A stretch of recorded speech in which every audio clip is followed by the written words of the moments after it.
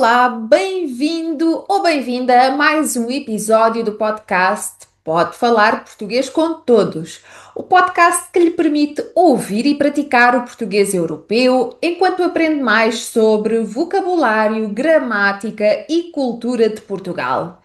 E neste episódio vamos falar sobre algo de que tenho a certeza ninguém gosta. Neste episódio, vamos conhecer diferentes formas de falar de um aparelho, de uma máquina que não funciona. Bom, no episódio anterior já tínhamos falado sobre expressões que nos permitem manifestar a nossa desilusão quando um plano falha.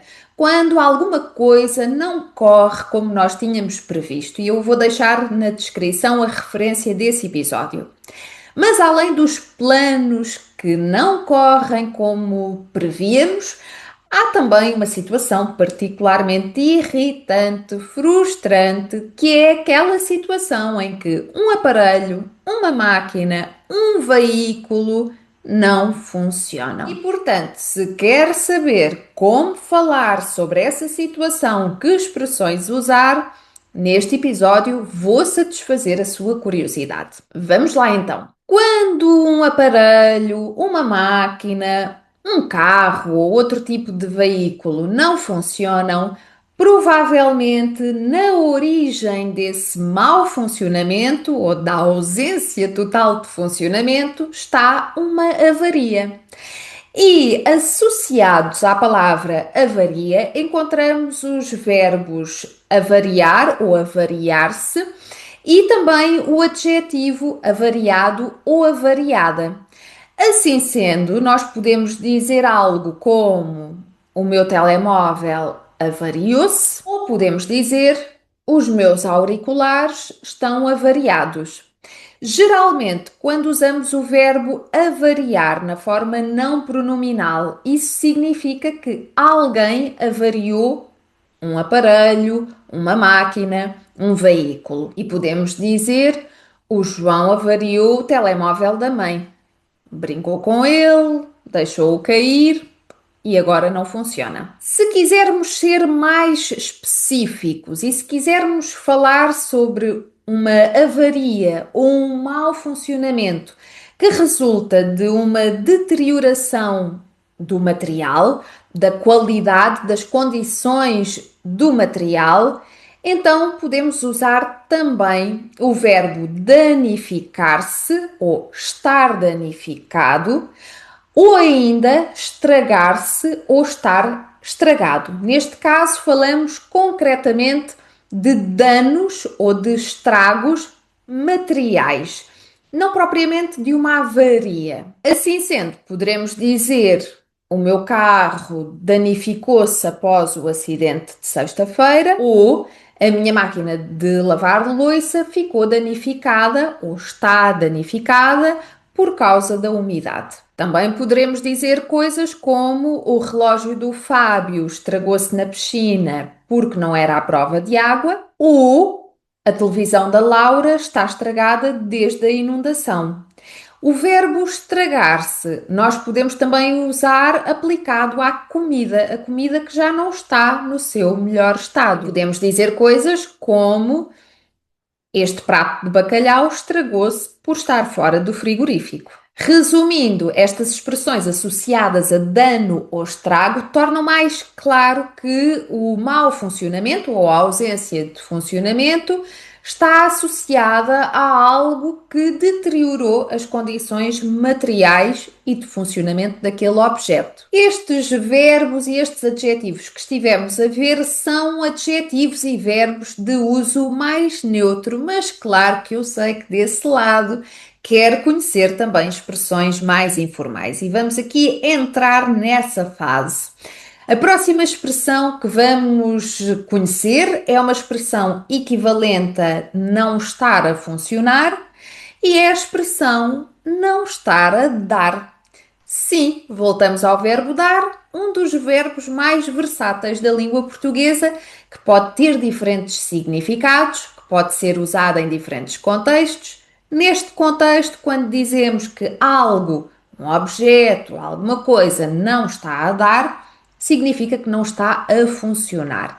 E poderemos então dizer: a internet não está a dar, o computador não está a dar, a televisão não está a dar, ou até podemos usar quando estamos a tentar introduzir uma palavra passe que não funciona. E poderemos dizer: já tentei introduzir a palavra passe 2 vezes e não está a dar, não está a funcionar. Agora, imagina a confusão que se pode criar se não souber que neste contexto o verbo dar não significa oferecer. E aumentamos um pouco o grau de informalidade para conhecermos a expressão foi-se. Foi-se significa que algo se avariou, pode também significar morrer, o que faz sentido, porque estamos a falar da morte de um aparelho, de uma máquina, e assim podemos dizer algo como: o meu telemóvel foi-se, a minha máquina do café foi-se, ou no plural podemos dizer: os meus fones foram-se. Já não funcionam. Outra expressão também muito usada informalmente é a expressão foi ao ar. Ir ao ar pode ter a ideia de rebentar, mas neste contexto significa que algo ficou inutilizado, que não está a correr como esperado, que não está a funcionar. Assim, podemos dizer algo como: o site da empresa foi ao ar, o Wi-Fi foi ao ar durante toda a tarde.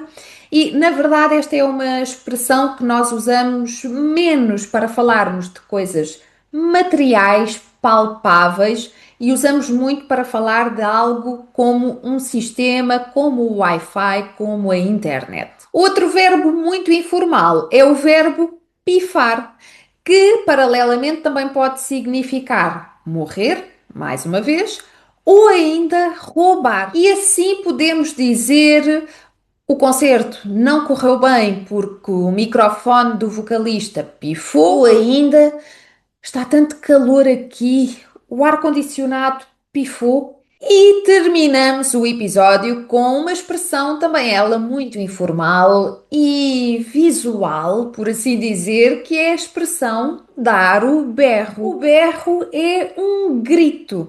Então imagine o que é um aparelho, uma máquina, dar o berro final. É o seu último suspiro antes de morrer, antes de deixar de funcionar. Esta expressão pode ser usada em frases como: o carro do Tiago deu o berro na semana passada, ou então: acho que o meu giradiscos deu o berro, gostava tanto dele.